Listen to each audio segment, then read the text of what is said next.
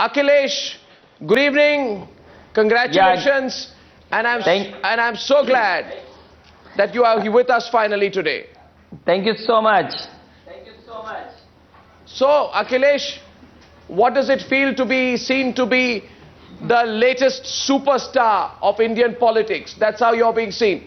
How do you feel today by the way whole country at you as the new bright hope?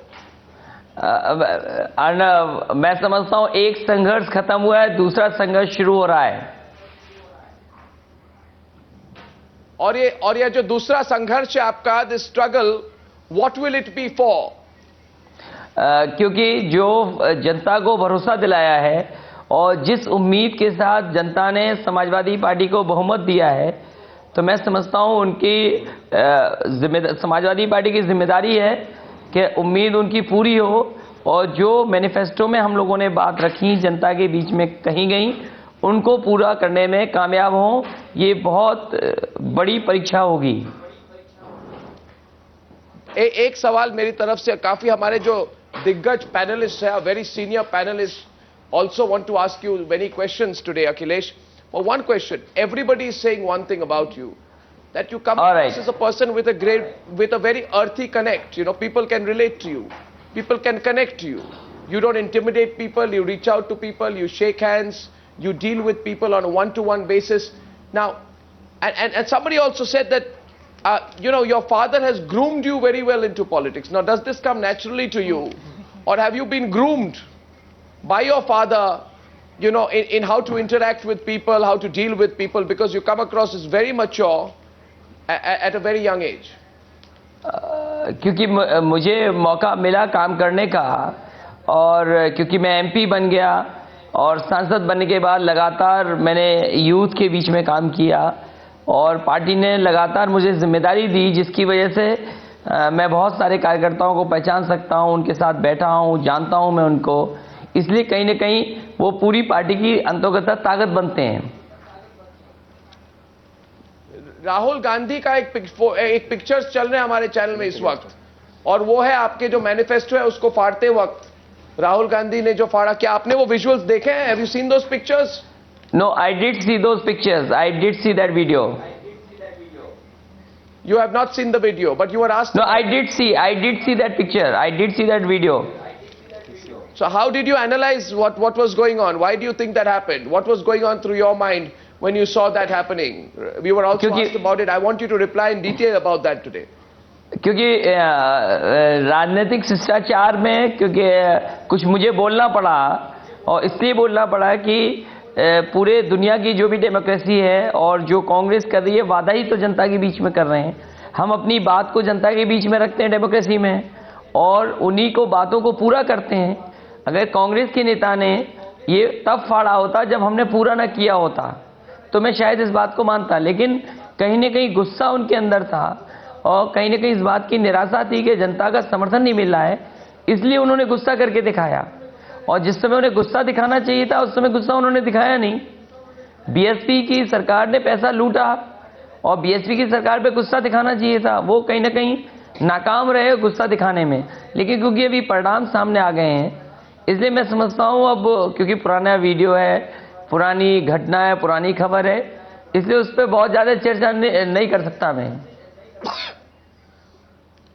अभी एक और सवाल मैं sorry, मैं पैनलिस्ट भी पूछना चाहते हैं, मगर मैं एक और सवाल करके मैं I will hand over to the panelist. Already इधर 6-7 हाथ खड़े हो चुके हैं आपको सवाल करने के लिए, मगर मैं एक सवाल आपसे ये करना चाहता हूं कि अभी थोड़ी देर पहले 3-4 कांग्रेस लीडर्स से हमने बात की। We spoke to 3-4 Congress leaders, Akhilesh, and they said that you know, you cannot compare Rahul Gandhi with Akhilesh, because Rahul Gandhi is a national leader. He is known all over the country. Akhilesh Yadav is a local leader, a state level leader.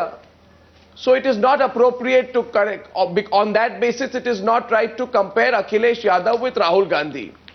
That is what the Congress leaders have been saying today. What do you think?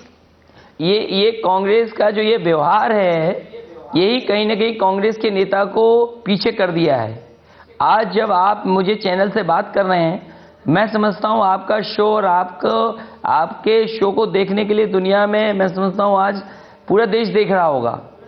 और यही कांग्रेस के लोग अपने नेता को इसी तरह उलझाते रहे, इसी तरह नेशनल इंटरनेशनल नेता बनाते रहे। कहीं ना कहीं उनके अपने नेता को उनकी बातों से परेशानी आई, उन्हीं को नुकसान उठाना पड़ा। तो जहाँ तक कंपैरिजन का सवाल है, मैंने पूरे अपने जितने साल मैंने राजनीति की है, मैंने कभी कंपैरिजन नहीं करना चाहूँगा कि कांग्रेस के नेता से मेरा कंपैरिजन हो। मैं राजनीति इसलिए नहीं कर रहा हूँ कि मेरा कंपैरिजन उनसे हो। स्वाभाविक है, क्योंकि उत्तर प्रदेश में राजनीति मुझे करनी है और उत्तर प्रदेश में उन्हें भी राजनीति करनी है, तो तुलना हो। मैं तो चाहता था कि मायावती जी से तुलना होती उनकी। कांग्रेस के नेताओं को इस बात को आगे बढ़ाना चाहिए था और शुरुआत उन्होंने की भी थी इस बात की। जो कांग्रेस का प्रचार हुआ था, कैंपेन शुरू हुआ था, they wanted to compare Rahul Gandhi with Mayawati. They were comparing BSP government with Congress government. तो मैं तो कभी तुलना नहीं करना चाहा। बिल्कुल। अखिलेश यादव, अब आपको सवाल करेंगे हमारे पैनलिस्ट। पहला सवाल हमारे राजनीतिक संपादक जो है Navika Kumar, political editor, she would like to ask you a question. Yes Navika. Mr. Akhilesh Yadav, the message that you sent across by snubbing Mr. DP Yadav and also staying distant from Mr. Amar Singh was that you wouldn't tolerate Gundaism. But today, just the day you won, we've seen some violence in Uttar Pradesh, and we've even heard about the death of a 12-year-old boy. What do you have to say? How will you control this Gundaism that is present in the cadres of the Samajwadi Party? अभी क्योंकि जब result आ रहा था और result के दौरान ही ये सूचना मिली कि एक झांसी में इस तरह की घटना हुई है और दूसरी फिरोजाबाद में और एक संभल में। तो जो झांसी की घटना थी, वहाँ प्रशासन ने पहले किसी के नाम को घोषित किया कि आप जीत गए हैं चुनाव। उसके बाद प्रशासन ने नाम बदल दिया कि चुनाव आप नहीं जीते हैं, आप जीते हैं। तो वहाँ से झगड़ा बढ़ा, उसमें दोनों गुटों में झगड़ा हुआ, कुछ प्रेस के लोगों को भी चोट आई। बाद में जब मुझे जानकारी मिली, मैंने पुलिस से कहा कि सख्ती से पेश आइए, जो लोग कानून व्यवस्था खराब कर रहे हैं उनके खिलाफ कार्रवाई करो, और अगर आप कार्रवाई नहीं करेंगे तो हो सकता है आपके खिलाफ कार्रवाई हो। इसी तरह फिरोजाबाद का आप जानकारी करेंगे तो फिरोजाबाद में लोकल चैनल पे ये सूचना मिली कि समाजवादी पार्टी के प्रत्याशी जीत गए हैं। बाद में सच्चाई ये सामने आई कि समाजवादी पार्टी के प्रत्याशी हारे हैं, बीजेपी के प्रत्याशी जीते हैं। उसी बात को लेकर के झगड़ा आगे बढ़ा। अभी फिरोजाबाद में पूरा शांत है, कहीं कुछ नहीं हो रहा। हाँ, झांसी में जरूर लोग बैठे हुए हैं। मेरे आपके शो में आने से पहले मैंने अपने लोकल लीडर से कहा कि जब सर्टिफिकेट दूसरे को मिल गया है, चुनाव तुम हार चुके हो, अब जरूरत नहीं है धरने देने की, अब आप धरना से हटिए, और नहीं हटेंगे तो अभी ये कार्रवाई हमारी पार्टी करेगी, आपको पार्टी से निलंबित करेंगे। जी Akhilesh, I really hope, Akhilesh, I can only say that what you have said today must continue to be your style. I'm not in the business of giving any unsolicited advice. You are very experienced for your age, but you must act, because no, I will do. I promise, and I promise you this also. Thank you very much for that. Now, next question is coming from the editorial chairman of the Outlook Group. After that, Neerja, coming straight to you. Vinod Mehta, the editorial chairman of the Outlook Group, would like to ask you a question. Go ahead, Vinod. मैं भी लखनऊ का हूँ, तो आपको बधाई हो। But Thank you so much. I tell you one thing, that you will be getting a lot of praise. Lucknow is full of chamchas and sycophants. So please don't build a coterie. Don't be your own man. Don't let this praise go to your head. You have a lot of hard work in front of you, and beware of Lucknow. Beware of Lucknow. Thank you so much.